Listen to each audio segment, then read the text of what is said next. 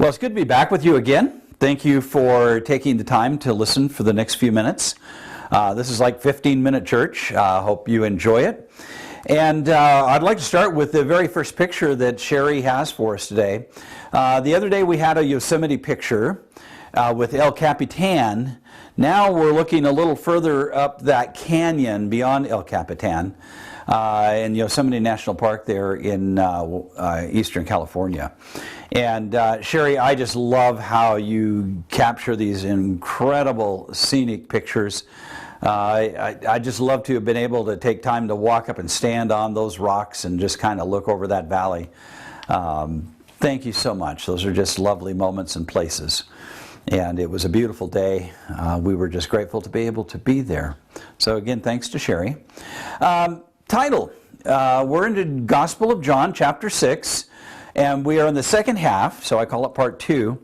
And the subtitle is The Elements Are Out of Control. Lake Tahoe. It's a pretty good sized lake. I have been there when the winds were blowing 40, 50 miles an hour, and I have seen between 3 and 4 foot waves rolling over that lake.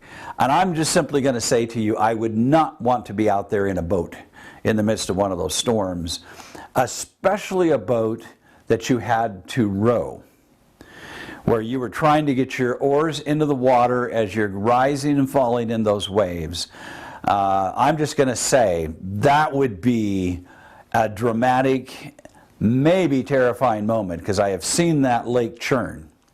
So that I just need to kind of get that picture in your mind, that when you are on a lake and you get these big storms that come on that lake, it can have a terrifying impact on you. So let's jump into the story and see what we can learn today. So it starts in John 6, verse 15. So Jesus, perceiving that they were intending to come and take him by force to make him king, that was the multitude, think about the 5,000 he just fed. They realize he's a man from God, that he is extraordinary. They see in Jesus the king they imagined, not the king God had intended. I want to make that difference very clear. He is King of Kings and Lord of Lords. They saw him as King of Israel. And they were going to force him to become king. So he withdrew again to the mountain by himself. Please note that John records this, but I also want you to notice further on in the story that there's a multitude in the crowd that observed this very same thing. So this part comes back to us further on in the story. So it says, now when evening came, his disciples went down to the sea. After getting into the boat, they started to cross the sea to Capernaum, which it had already become dark. Jesus had not yet come to them. So off they go across the lake. It says the sea began to be stirred up because a strong wind was blowing. All I can say is I hope that the wind was blowing the direction they were rowing. Because if you have to row against that wind, that is a job. So this isn't a huge boat. It's big enough for the disciples, but it's going to be a struggle to get where they're going. In verse 19 it says, then when they had rowed about 3 or 4 miles, and if this lake was somewhere around 5 miles long, you can see they have a stretch to go, they saw Jesus walking on the sea and drawing near to the boat, and they were terrified.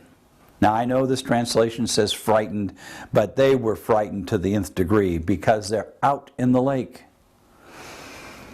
I have read where non-believers or people who really don't believe in all of the stories of Jesus have tried to say, well, you know, he was walking on rocks that were just under the surface of the water. If you read this story in the Gospels, Peter is excited and he jumps out of the boat and begins to walk out to meet Jesus. But I'm being faithful to the Gospel of John. Please notice, John makes this all about Jesus, not about Peter. And when they saw Jesus coming towards them, They had genuine fear. Why? Because they did not know who this could be. That's how intense this storm was.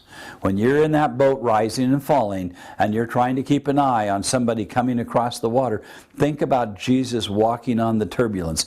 Some artists show the placid sea and Jesus standing on the water. That's not how this story goes. This is an intense storm stirring up the waters of the lake, and they are battling the wind and the waves, trying to make progress. Jesus speaks. He said to them, "It is I. Do not be afraid." Now, he had to speak loud enough to speak over the wind and the waves. I mean, it's hard to hear out there in that storm because those waves are crashing. That wind is in your ears. So he is speaking clear enough from far enough away that he says to them, "Do not be afraid. It is I." So they are willing to receive him into the boat. And John does something pretty miraculous here. And it says, and immediately the boat was at the land to where they were going. Did you catch that?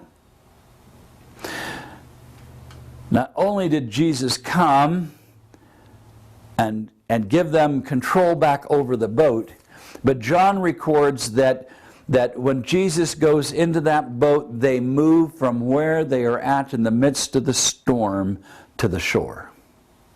I don't want you to miss this, because this is an extraordinary story. If he just took 5 loaves and 2 fishes and fed 10,000 people, it's nothing for him to move this boat out of that storm into the shelter of the cove where they were headed. And Jesus has done that. John records that as an event that happened as an eyewitness personal account. None of the disciples ever contradicted this account. And they're now safe. Let's talk about living by faith again briefly here. On the next 2 slides, I have a quote. I put it in large print so it's easy to read, and I want you to be able to read it. The disciples faced a major test of faith that day. And on that day, Jesus showed up. I cannot stress to you the importance of living by faith is connected to the presence of Jesus. The two are never separated. Listen to what this author wrote more than 100 years ago. Day by day, God instructs his children.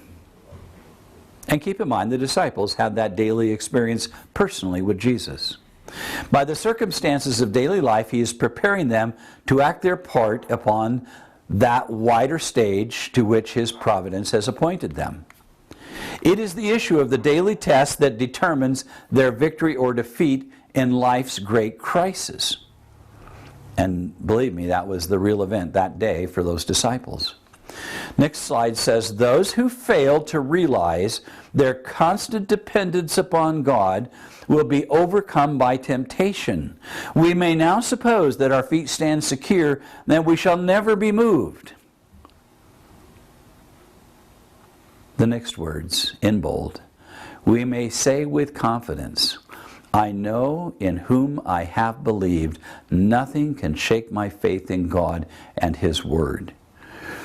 In this trial with the disciples living by faith, they knew who they believed in. And it moved them from point A to point B and brought them into safety. Storms were not uncommon on that lake. They had been in storms before, at least Peter and some of the others had. But what brought them to safety was their confidence and trust in the presence of Christ in their life. Let's go back to the story. The next day, the crowd stood on the other side of the sea. The crowd that stood on the other side of the sea saw that there were no small boat there. There was no small boat there except one, and that Jesus had not entered with his disciples into the boat, but that his disciples had gone away alone. So they come into the setting here. They saw the boat was gone. They come to the other side. They know that Jesus never got into the boat with his disciples. They know they went alone. It says there came other small boats from Tiberias near the place where they ate the bread after the Lord gave thanks. Notice verse 24. So when the crowd saw that Jesus was not there, nor his disciples, they themselves got into small boats and came to Capernaum seeking Jesus. When they found him on the other side of the sea, they said to him, Teacher, that's Rabbi, when did you get here? Because remember, John records, they never saw Jesus get into the boat. They are on the other side of the lake, several miles away, across the water. They got in boats. They had to go across that. They know how long it takes. They arrive on the scene. And lo and behold, who is standing there? Now remember, John is an eyewitness. He's writing his personal account. The people that John is recording and quoting here are speaking from what they themselves with their own eyes have seen. And they're mystified. Jesus, how did you get here?